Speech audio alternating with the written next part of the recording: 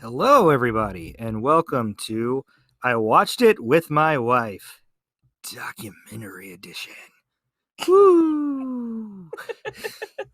I'm trying Are something we, different with each one. are we gonna do that? I was gonna say, are we gonna do something like that for every episode or what?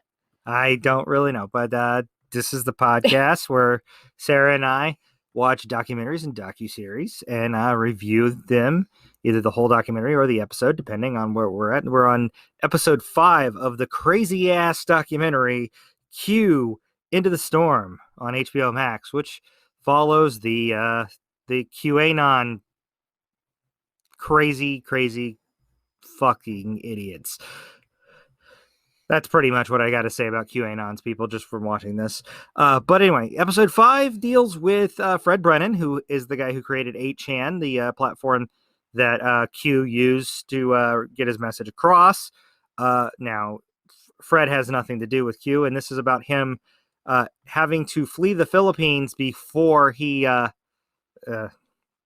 is actually arrested and given 6 years in prison for something called cyber libel for what he had said about the current operators of 8chan, Jim and Ron Watkins. All right, Sarah, tell us what you thought of episode 5. So, I have to say, of all the episodes, this was my least favorite. It was not funny like the rest. This one was very serious. It was very serious because Fred having a brittle bone disease and other medical conditions would die in that jail. Jails there don't take care of their people quite like jails in America do. I'm just saying something. Yeah. So he would die. He would get 5 years in prison was the minimum sentence. In 6 years in prison as the minimum sentence, which he knew. And he knew he would die there. So the producer, what was his name? I forgot. Cullen Holbrook. Cullen, okay. So he went in and he helped Fred escape. Fred had to leave his wife and his apartment and everything behind. And immediately after, right as they were escaping, flights started to be canceled because this takes place in more modern time. Well, last year, a little over a year ago. This was right as COVID was spreading in 8 Southeast Asian countries and in the, Indian Ocean area. Yeah. So, and they had to get out of the Philippines and, they wound up coming to the States and, like literally with nothing. But yeah, Fred had like nothing. Fred had nothing, but he did make it barely. Like he got the last flight out before all flights out of the Philippines were canceled, from what I saw. Yeah. So that was wild. Yeah. And I mean, it did have like the dramatic and the suspense factor and stuff, but as far as like the QAnon stuff that you came for, there's not a lot of that in this episode. I think there is a little bit of talk with Ron and Jim. Yes, there's talk with Ron and Jim, but a lot of it has to do with Fred. Leaving his family behind. Now, if you go back to the first episode when they're trying to establish who Q is, all 3 of these guys, Ron, Jim, and Fred, were suspected of being Q. Fred was even sent a big blue cube because people thought it was him. Basically, this establishes that Fred is very anti-Q. I don't know if he was always anti-Q because he was a big free speech advocate at one point. And, he's anti-Q, and then he became... he ran 8chan where Q was posting, and then he became anti-Q as people started taking Q's posts and using them as inspirations for mass shootings, pretty much any type of terrorist attack, either domestic or international. So he started speaking out against everything. And also, and he was speaking out against... Well, he wasn't speaking out against all free speech, just not all free speech. Yeah, just the extreme free speech. Yeah, this is not as wild of an episode as the rest of them. It wasn't. It just wasn't as memorable. Yeah, it's it's the one that'll leave you feeling saddest because of what Fred loses. Yeah. Mostly because of the actions of Jim Watkins and filing criminal charges, even though it was a misdemeanor, in the Philippines for cyber libel, which won Philippines is not known for being very, discerning with their criminal judgments. A lot of people who are innocent have been convicted of crimes there. And there was a pretty good chance that Fred knew that he didn't have much of a chance, given that he was speaking out against the people allowing Q to speak, and the leader of the Philippines is extremely right-wing, like very far out there right-wing. Roberto Duarte is, I'm trying to think, he makes Steve Bannon look like Hillary Clinton, okay? That's how far out to the right the leader of the Philippines is. Oh, boy. So Fred knew he was not going to get a fair trial in the Philippines, so he had to flee. Yes. Also, it actually comes down to kind of like a war against free speech versus free speech. That's really what that is. Yeah. It is. It's a fight over free speech versus free speech. Whose free speech matters more? Yeah. And it's kind of disturbing. So Ron and Jim are trash.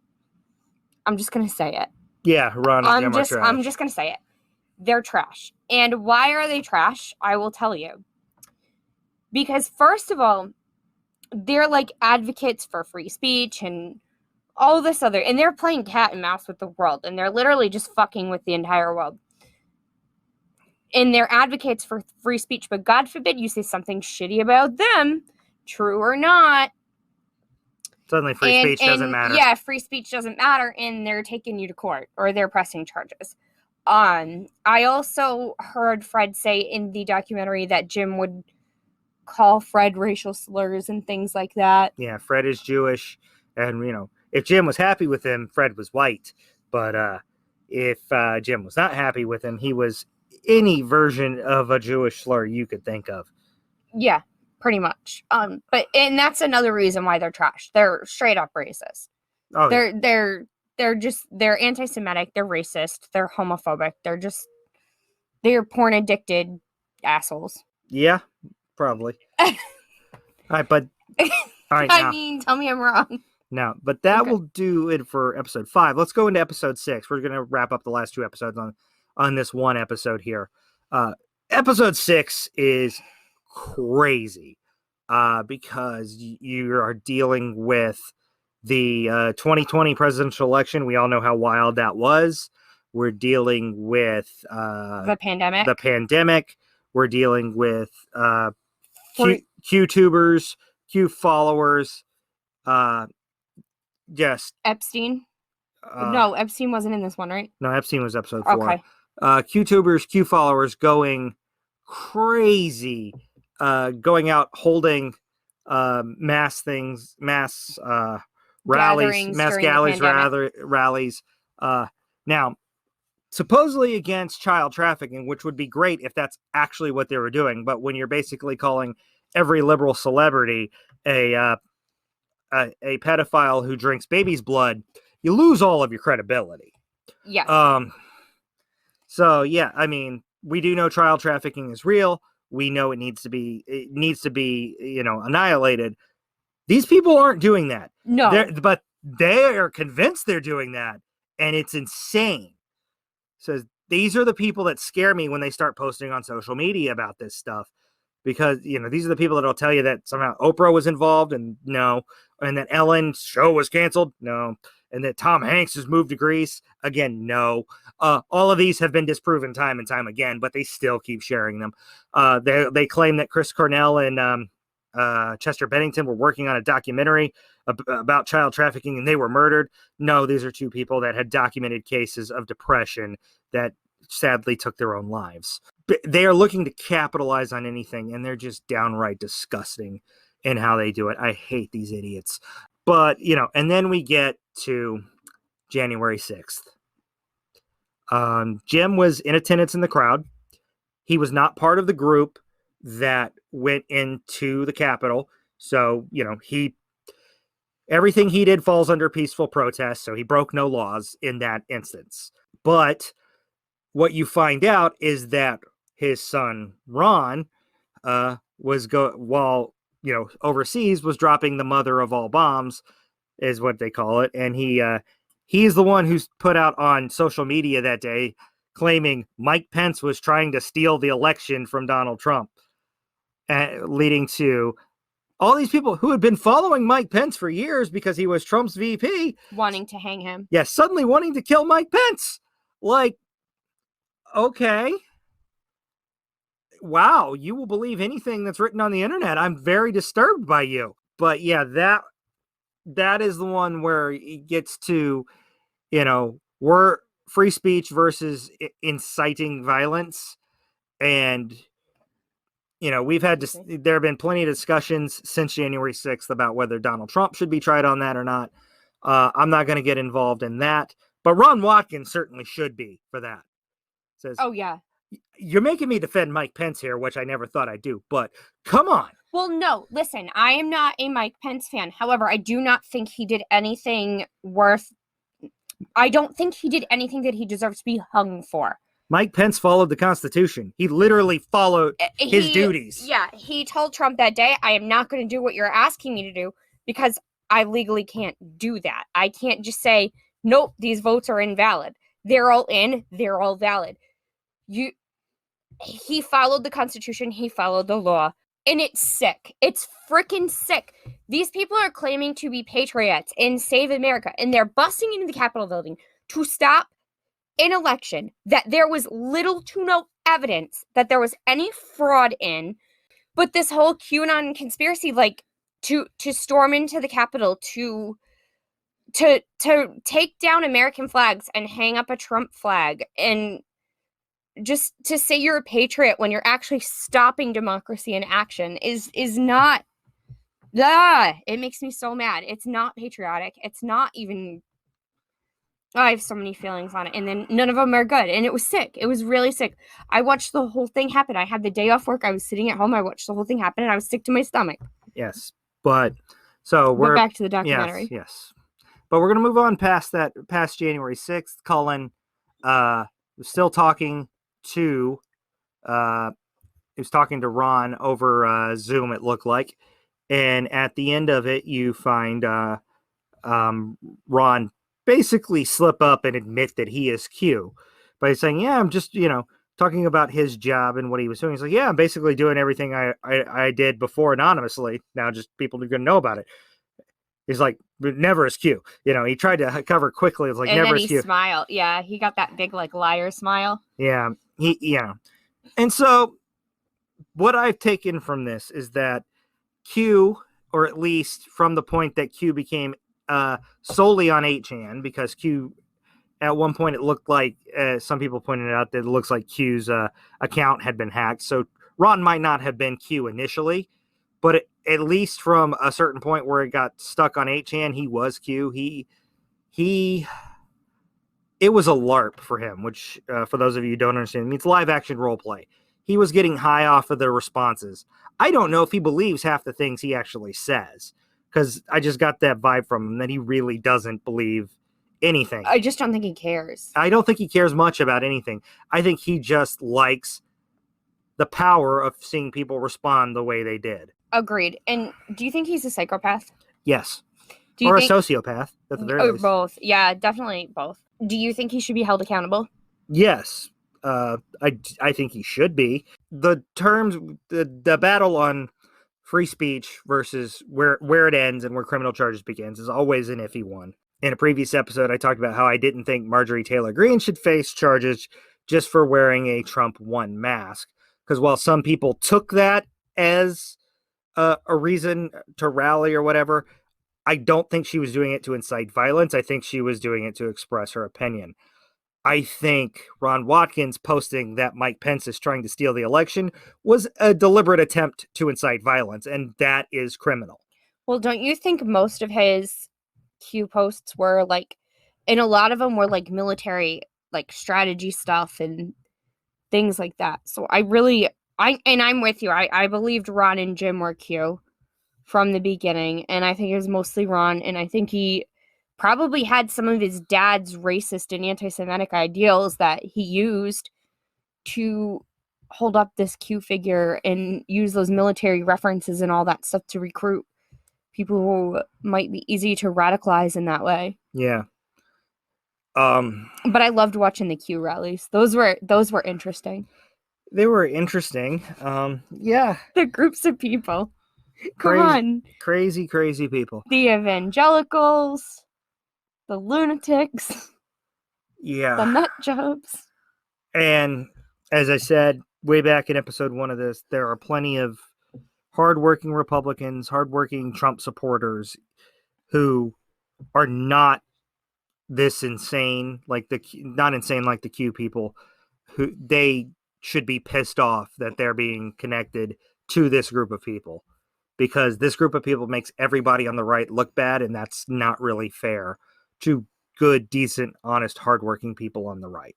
Now, that being said, they do it. The Q people are the ones who do it. This is not some media fabrication, fake news, whatever. No. This is a guy who actually put in the work, built a documentary over years, and just aired aired footage from the rallies as they happened. So everything that happened that you see that was crazy was just the QAnon people being crazy. Yeah. All right, but now, so Sarah, we have finished all 6 episodes of Q Into the Storm. Tell us, what is your ranking of this docuseries? I give it a 10 out of 10. Okay.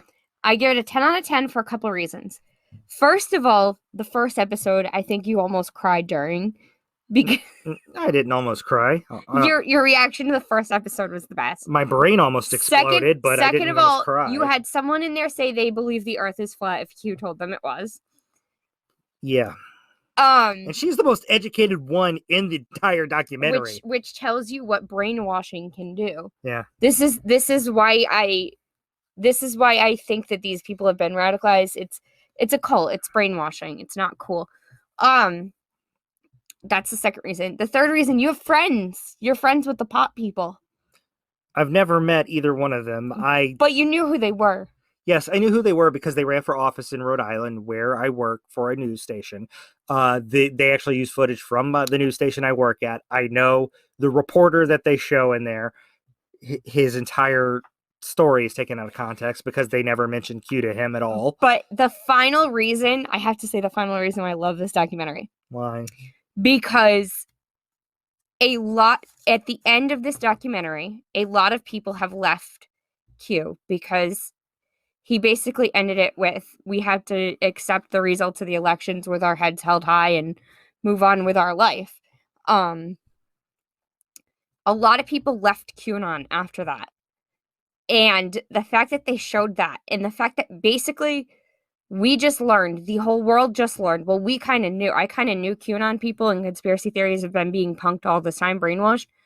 But to find out, for some of them, they've been played and brainwashed and punked this whole time, and they're calling everyone else sheep. I love it. It's great. The irony, I love it. I'm going to give this a 7 out of 10. It's entertaining. The first episode made my brain hurt just seeing some of these people.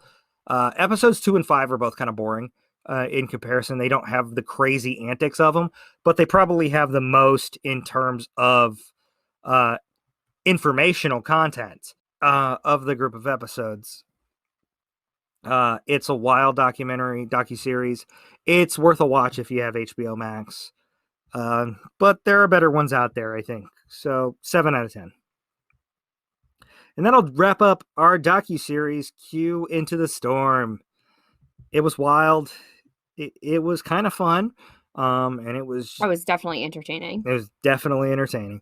All right. And that'll do it for this docuseries here on I Watched It With My Wife. Check us out on your favorite podcatcher. We are adding episodes to YouTube now.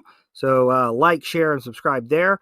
Rate us on your favorite podcatcher if you're on the audio forms. And we'll see you next week with more I Watched It With My Wife. Bye. Bye.